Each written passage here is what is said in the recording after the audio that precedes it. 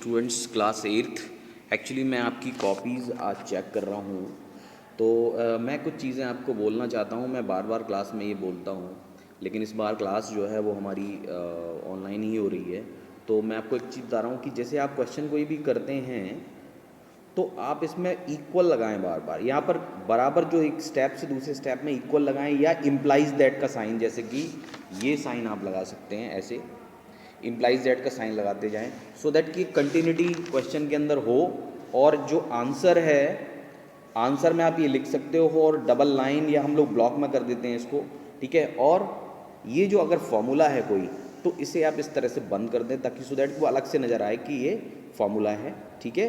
तो मैंने एक कॉपी के अंदर केवल एक क्वेश्चन में ये कर दिया है। मैं नहीं चाहता कि कॉपी की जो कंडीशन है वो ख़राब हो, ठीक है। बार बार मैं रेड करूँगा उसको, लेकिन फिर भी मैं आपको केवल इसके लिए बता दे रहा हूँ कि आप इस तरह से, मैंने जिसकी कॉपी में भी ये किया है वो आगे फर्दर इसको इस तरह से कर ले कि आप यहाँ पर इक्वल या इम्प्लाइज दैट का साइन लगाकर पूरा एक कंटिन्यूटी बनाएं क्वेश्चन की, कि इस स्टेप के बाद ये है, इसके बाद ये है, इसके बाद ये है, ठीक है। दूसरा, इस पर एक ब्लॉक इस पर कवर करेंगे इसको इस तरह से, ताकि ये फॉर्मूला जो है क्लियर हो। और जब लास्ट में आप ये लिख देते हैं तो ठीक है, ये भी सही है, ठीक है, आर नॉट इक्विवेलेंट। और अगर कोई आंसर होता है तो उस पर डबल लाइन करते हैं या उसको कवर कर देते हैं कि ये इसका आंसर है। तो इस तरह से आप हर क्वेश्चन को करेंगे, ठीक है। मैं अब आगे आपको पढ़ाता हूँ, आगे कराता हूँ। क्लास 6th आपका एक ही प्रैक्टिस जोन रह गया था चैप्टर 12 में, वो मैं आज फिनिश करा देता हूँ। आपका सिलेबस भी यही है, 9, 10, 11, 12 में से ही मैंने आपके पेपर्स बनाए हैं। तो वो 13 चैप्टर नहीं दिया है मैंने, केवल 12 तक दिया है, ठीक है। तो 9, 10, 11, 12 में से ही आपका पेपर आएगा। और चैप्टर 12 क्लास 6th में एरिया ऑफ कंपाउंड फिगर्स। तो एरिया ऑफ कंपाउंड फिगर्स में प्रैक्टिस जोन 5 में फर्स्ट क्वेश्चन क्या है, देखें। फर्स्ट क्वेश्चन ये वाला है, find the area of the following shape. इसके अंदर हमें अगर इसका एरिया निकालना है तो हम इसको स्प्लिट कर लेंगे 3 शेप्स में। जो नीचे ये दिख रहे हैं आप देखें, इसकी जो इतनी, ये जो इतना स्पेस है, ये कितना है, 6 है। ये आई थिंक 6 है, ये 5, सॉरी, क्योंकि टोटल कितना है यहाँ से यहाँ तक, कितना है, 30 है। और यहाँ से यहाँ तक है 25। और इधर से आप देखें अगर, तो ये पूरा इतना दिया हुआ है, ये भी 25 है। तो अगर ये वाला भी 25 है तो आगे 5 भी बचेगा। तो यहाँ अगर आप इसको मिला देंगे इस तरह से, मैं देखूँ, मैंने इस तरह कर दिया है इसको, आप देखें, मैंने इसको यहाँ से मिला दिया है, ये 5 हो जाएगा और ये भी 5 है। ये फिगर में कुछ रेक्टेंगल जैसा लग रहा है, लेकिन ये रेक्टेंगल नहीं है, ये स्क्वायर ही है। तो 5 और 5। दूसरा, इसमें जो ये लेंथ बचेगी ना बीच की, ये 20 है और ये भी 20 है, ये 15 मीटर सेंटीमीटर और ये 5, तो ये 20 हो, ये भी 20 है और ये भी 20, इसका मतलब ये भी स्क्वायर होगा। और थर्ड फिगर भी स्क्वायर होगी। ये आप अगर इसमें देखें तो इसमें आपको स्क्वायर दिखेगा, इसमें अगर आप यहाँ से यहाँ तक मिला दें तो स्क्वायर होगा। ये थोड़ा ज़्यादा बड़ा बन गया है, लेकिन ये फिगर, तो हमने ये 3 फिगर में स्प्लिट कर लिया। ये भी 5, 5 है, ये भी स्क्वायर है और ये 5, 5 है, ठीक है। तो इस तरह से अगर मुझे एरिया निकालना है, एरिया ऑफ गिवन शेप, तो area of square ABCM plus area of a square MHPD plus area of square GEFEP, ठीक है। तो ये GFEP है और ये वाला जो है MHPD है, बीच वाला MHPD, और ये है ABCM, ठीक है। तो इन दोनों तीनों का एरिया अलग निकालेंगे। इसमें पहले वाले सभी में साइड इंटू साइड ही लगेगा।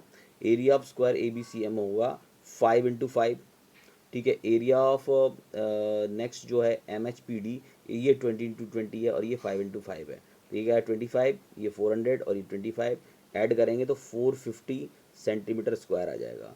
इसी तरह से सेकंड फिगर इसमें एक और दिया हुआ है, इसमें भी हम ये करेंगे कि हम इसको यहाँ से मिला देंगे, ठीक है। तो आप देखें ज़रा कि अगर अब यहाँ से मिला देते हैं तो ये वाली साइड 6 आ रही है और ये साइड 6 आ रही है, आप इसे ऑब्जर्व कर लेना। ये 13 है और ये 14 है। इसका मतलब है कि बीच वाला जो हिस्सा है ये रेक्टेंगल है, बाकी ये स्क्वायर है और ये भी स्क्वायर है। तो आप इसका एरिया निकालेंगे जब, एरिया ऑफ गिवन शेप, ये हो जाएगा area of figure 1 plus area of figure 2 plus area of figure 3। Area of figure 1 कितना है, 6 इंटू 6। एरिया ऑफ फिगर 2 है 13 into 14 plus area of figure 3 है 6 इंटू 6। ये हो गया 36 और ये आ गया 182 प्लस 36, 13 इंटू 14 करेंगे 182 प्लस 36 और टोटल आ रहा है 254 सेंटीमीटर स्क्वायर। ठीक है, तो आप इसे नोट कर लीजिए। ये आपका प्रैक्टिस जो लास्ट ख़त्म हो गया है। अब देखें ज़रा पीबी में, मैंने देखा है पीबी में ज़्यादातर क्वेश्चन छोटे छोटे जो दिए हुए हैं वो बेस्ड हैं जो प्रैक्टिस जोन आपने इसमें की हुई है उसी तरह के क्वेश्चन हैं, लेकिन इसमें कुछ क्वेश्चन अलग तरह के हैं तो मैं उनको करवा दे रहा हूँ। आप देखिए क्वेश्चन नंबर 13 पहले मैंने कराया है। 13 अतुल वेंट, ये पीवी का है, पीवी में से है chapter 9 decimal. Atul went to a shop at a supermarket. Atul supermarket गया। He bought 2.35 kg apples, 1.8 kg mangoes. He also purchased 3.6 kg tomatoes, 5.59 kg potatoes, and 2.67 kg onion. What is the total weight that he had to carry? कितना total weight उसको वो carry करेगा? Total weight he had to carry is 2.35, यानी सभी हम जितने भी measurements दिए हैं 2.35, 1.8, 3.6, 5.59, 2.6। अब आप देखें इसको ऐड करने के लिए आप इसको वर्टिकली और हॉरिजेंटली कैसे भी ऐड कर सकते हैं, जैसा आपको कन्वीनियंट लगे। मैंने इसको हॉरिजेंटली प्लस करने के लिए मैंने इसमें क्या किया, एक ज़ीरो बढ़ा दिया है, इसमें भी एक ज़ीरो बढ़ा दिया है ताकि आप आराम से इसको प्लस कर सको। तो 7, 9, 6, ये पहला वाला जो इस यूनिट जो ये प्लेस है लास्ट वाला, इसको करना है। तो 1, 7 और 9, 16, 16 यहाँ ज़ीरो है, यहाँ ज़ीरो है और यहाँ 5 है। 16 और 5 21 हो गया, 21 का यहाँ 1 आ जाएगा। फिर बचा 2, 6 सेकेंड पार्ट, सेकेंड हिस्सा लेते हैं। 6 और 2 8, 8 और 5 13, 13 और 6 19, 19 और 8 27, 27 और 3 27 और 3 30, 30 का ज़ीरो आ जाएगा और हमारा 3 कैरी हो जाएगा। 3 और 2 5, 5 और 5 10, 10 और 3 13, 13 और 1 14, 14 और 2 16। तो हमारा आंसर आएगा 16.01 kg। ठीक है, तो ये क्वेश्चन हो गया। इसके बाद नेक्स्ट इसमें है द लेंथ, 13 के बाद आगे वाला। The length of the rope is 18.9 metre. एक लेंथ दी, रोप दी हुई है, उसकी लेंथ इतनी है। If 87 metre is cut from it, उसमें से उस रोप में से 8.7 मीटर कट कर ली तो how much rope is left, कितनी रोप बची? तो हम इसमें लिखेंगे given length of the rope is 18.9 metre, length of the rope which is being cut from the initial 8.7। तो length of the rope left हो गया 18.9 मीटर माइनस 8.7, तो ये बच गया 10.2 मीटर। ये हमारा रिक्वायर्ड आंसर है, क्योंकि हमें पता करना था कि कितनी रोप लेफ्ट हो, कितनी बच गई है। देखते हैं next. Hose pipe is an ice cream factory pump out 3 point pumps out का मतलब है कि हॉर्स पाइप जो है वो बाहर निकालता है कितना?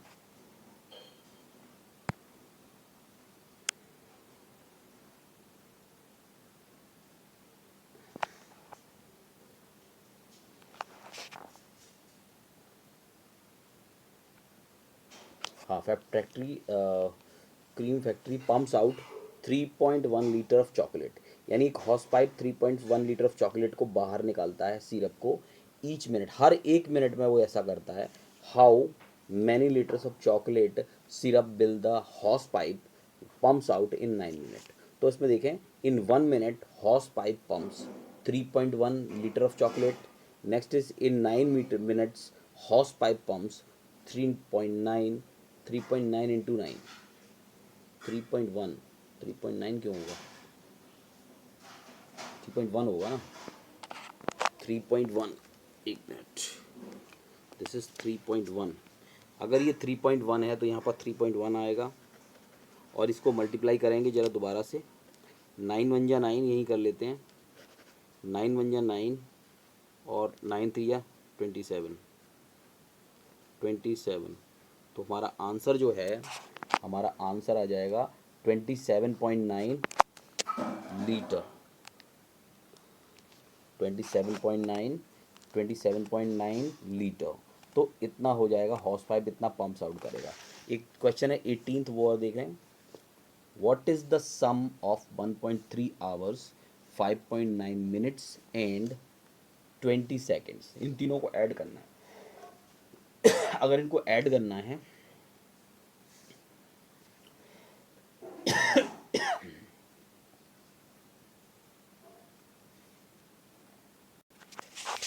हाँ जी, what is the sum of 1.3 hours 5.2 minutes and 20 seconds.